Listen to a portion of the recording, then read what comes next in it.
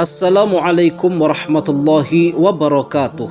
Sahabat konten Islami yang dirahmati Allah, Nabi Yusuf adalah putra dari Nabi Yakub alaihissalam.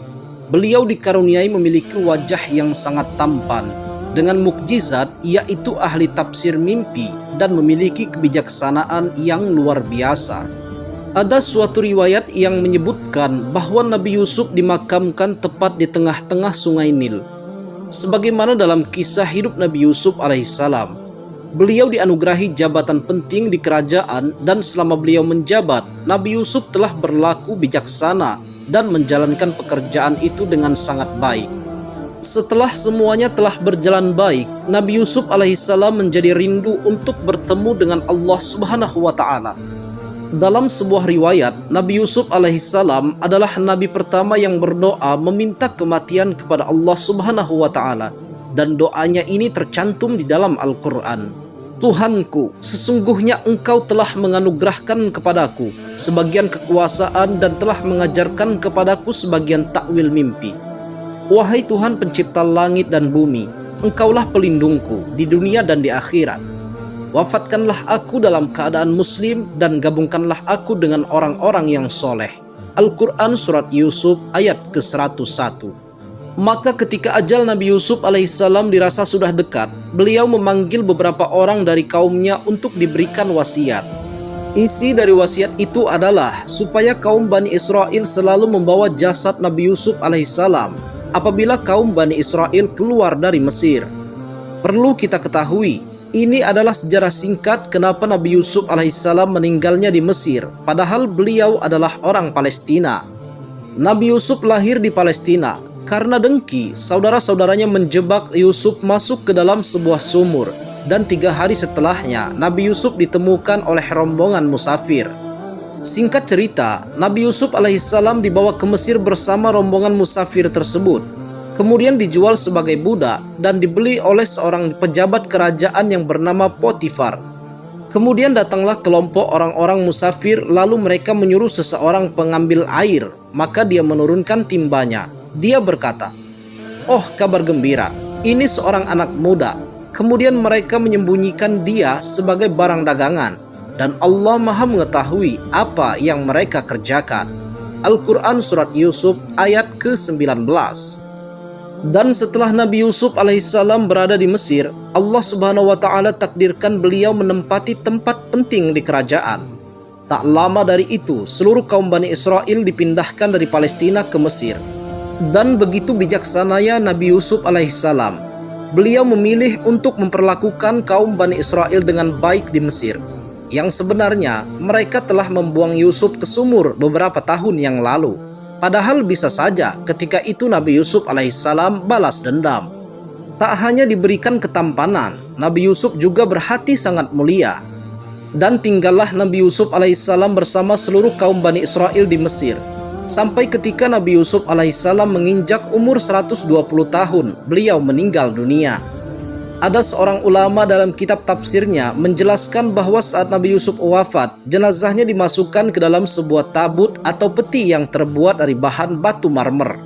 Kemudian orang-orang Bani Israel memakamkannya di tengah-tengah sungai Nil. Sementara itu, alasannya kenapa Nabi Yusuf tidak dimakamkan di tanah seperti nabi-nabi yang lainnya. Karena ketika itu, kabilah-kabilah pada masa itu saling berebut untuk membawa jasad manusia paling mulia di negeri itu, supaya dibawa ke daerah mereka masing-masing dengan tujuan daerah mereka mendapatkan keberkahan. Karena tak ditemukan kabilah mana yang pantas untuk membawa jasad Nabi Yusuf alaihissalam, makanya mereka memutuskan untuk memakamkannya di tengah-tengah sungai Nil. Karena aliran dari sungai Nil tersebut melintasi ke berbagai tempat di wilayah kabilah-kabilah itu, dan mereka anggap berkahnya akan dirasakan secara merata. Dahulu, Raja Mesir atau Fir'aun di zaman Nabi Yusuf alaihissalam tidaklah zalim. Raja Mesir yang menjabat saat itu diketahui beriman kepada Allah Subhanahu wa ta'ala. Sementara beberapa ratus tahun kemudian, ketika zaman Nabi Musa alaihissalam, Raja Mesir yang menjabat saat itu bersikap zalim. Bahkan dia mengaku Tuhan yang wajib disembah oleh rakyatnya. Menurut pendapat para sejarawan, nama Raja Mesir atau Fir'aun yang hidup sezaman dengan Nabi Musa alaihissalam adalah Al-Walid bin Mushab bin Ar-Rayyan. yang berasal dari Bani Amalek, atau dengan nama lain dia disebut sebagai Ramses II. Sejauh ini, nama Ramses II sering diidentifikasi sebagai Fir'aun yang hidup sezaman dengan Nabi Musa alaihissalam. Dia adalah wujud Fir'aun terkuat dan terkejam sepanjang sejarah. Ramses II berkuasa selama 66 tahun, menjadikannya dia sebagai Fir'aun yang paling lama berkuasa di Mesir. Ketika zaman diutusnya Nabi Musa alaihissalam kepada kaum Bani Israel pada sekitar abad ke-12 sebelum Masehi, Nabi Musa berhasil menyelamatkan kaumnya, yaitu Bani Israel yang terkepung oleh pasukan Fir'aun Ramses II. Ketika itu, Nabi Musa alaihissalam membawa kaumnya untuk hijrah keluar dari Mesir ke Palestina. Tatkala ketika rombongan Nabi Musa alaihissalam bersama Bani Israel berjalan menuju Baitul Maqdis di Palestina, rombongan mereka ini selalu tersesat dan tak sampai-sampai ke negeri yang mereka tuju. Bahkan rombongan ini tidak bisa menemukan jalan untuk sampai ke sana. Akhirnya ada seseorang dari rombongan ini memberitahu Nabi Musa alaihissalam tentang wasiat Nabi Yusuf, bahwasanya sebelum Nabi Yusuf alaihissalam wafat, Nabi Yusuf meminta kepada orang-orang Bani Israel berjanji untuk membawa jasad beliau kemanapun kaum Bani Israel ini pergi. Dan ketika itu memang terjadi perpindahan seluruh kaum Bani Israel untuk pindah ke Baitul Maqdis meninggalkan Mesir.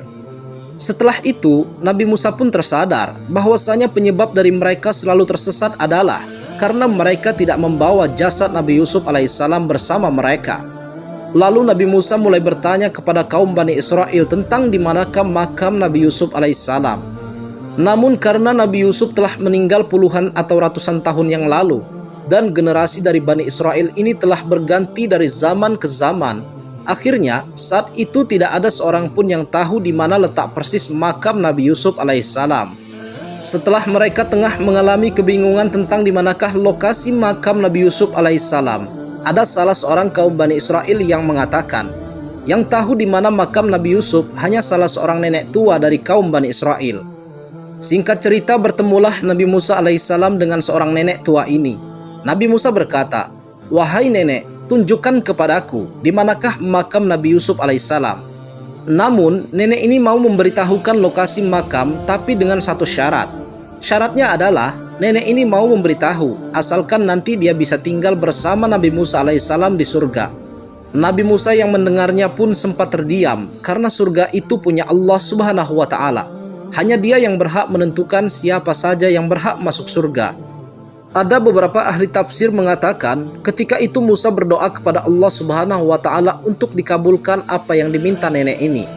Kisah tentang nenek tua Bani Israel ini pernah disabdakan Nabi Shallallahu Alaihi Wasallam. Imam Hakim meriwayatkan dalam Al-Mustadrak dari Abu Musa bahwa Rasulullah Shallallahu Alaihi Wasallam mendatangi seorang Badui. Maka beliau bersabda kepadanya, "Wahai Badui, katakanlah keperluanmu." Dia menjawab, "Ya Rasulullah, seekor unta betina dengan pelananya dan domba betina yang diperah oleh keluargaku." Ini diucapkannya 2 kali. Rasulullah Shallallahu Alaihi Wasallam berkata kepadanya, "Mengapa kamu tidak seperti nenek tua Bani Israel?" Para sahabat bertanya, "Ya Rasulullah, siapakah nenek tua Bani Israel itu?"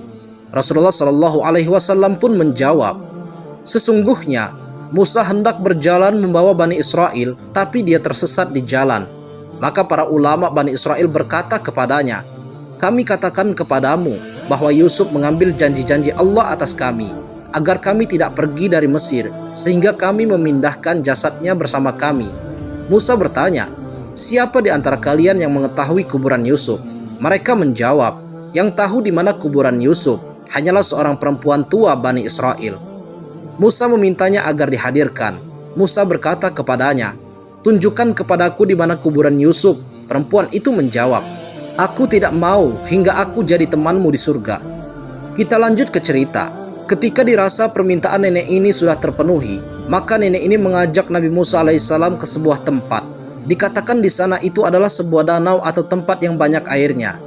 Kemudian nenek ini meminta untuk menguras atau membendung air di tempat itu, supaya dasar tanah dari lokasi itu bisa terlihat. Kemudian setelah dasar tanah sudah terlihat, nenek ini menunjuk satu lokasi untuk digali tanahnya. Lalu orang-orang pun menggali lokasi itu dan mereka dapati jasad Nabi Yusuf alaihissalam. Dan ketika itu pula, jalan mereka yang gelap menuju Baitul Maqdis menjadi terang, seolah-olah dipandu menuju Baitul Maqdis. Setelah itu mereka membawa jasad Nabi Yusuf alaihissalam dengan rombongan Nabi Musa dan Bani Israel menuju Baitul Maqdis.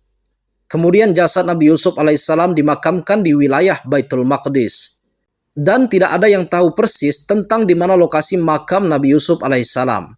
Dan kabarnya, alasan Israel sampai hari ini ngotot ingin menguasai Palestina, ternyata hanya ingin membongkar makam Nabi Yusuf alaihissalam dan mencari tabut perjanjian Nabi Musa alaihissalam. Di daerah Nablus, Palestina, sering terjadi bentrokan antara Yahudi dan kaum muslimin. Di sana ada daerah yang bernama Yusufi. Dan di daerah ini ada sebuah makam tua yang selalu diperebutkan antara kedua belah pihak.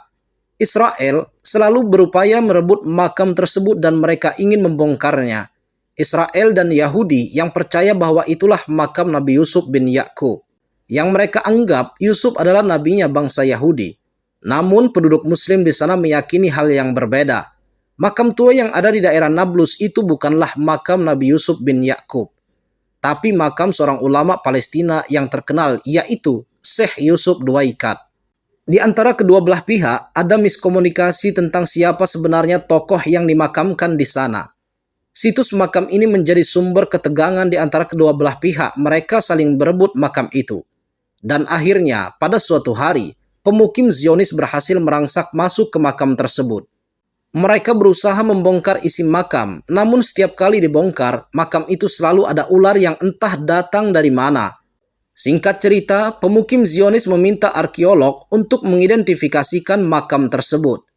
Dan hasil dari penelitian mereka terhadap makam tersebut, bahwa itu bukanlah makam kuno yang berusia ribuan tahun, tapi hanya makam tua yang usianya baru ratusan tahun saja.